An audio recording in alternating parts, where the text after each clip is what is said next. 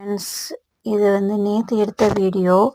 ஆனா கிளிப்பிங் வந்து சிலது வந்து இன்னைக்கு எடுத்ததும் இருக்கும் அதுலயே.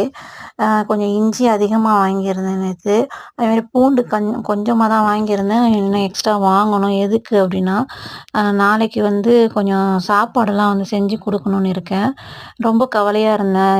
சாப்பாடு செஞ்சு இந்த வருஷம் குடுக்க முடியாம போயிருமோ அப்படின்ட்டு. வருஷம் வருஷம் நான் வந்து ரெகுலரா செய்வேன். எல்லாருக்கும் சாப்பாடு குடுக்குறது வழக்கமா இருக்கும்.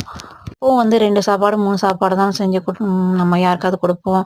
இது வந்து நெறைய பேருக்கு செஞ்சு குடுக்குறது வந்து எனக்கு வருஷத்துக்கு ஒருக்கா செய்வேன். ஆனா அது செய்ய முடியாம ஆயிருச்சு.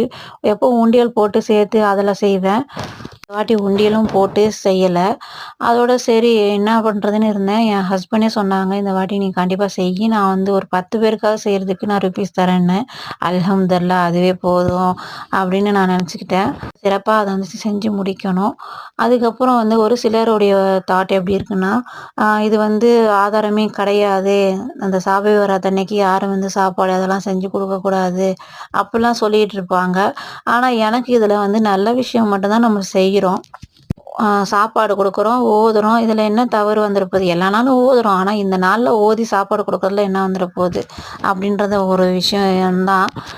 இல்ல மௌலூத் டைம்லயும் எப்பவுமே பள்ளிவாசலுக்குலாம் வந்து நான் ரெகுலரா 3, 4 பள்ளிக்கு வந்து அப்ப கூட்டம் சேரும். அதனால குடுத்து விடுவேன்.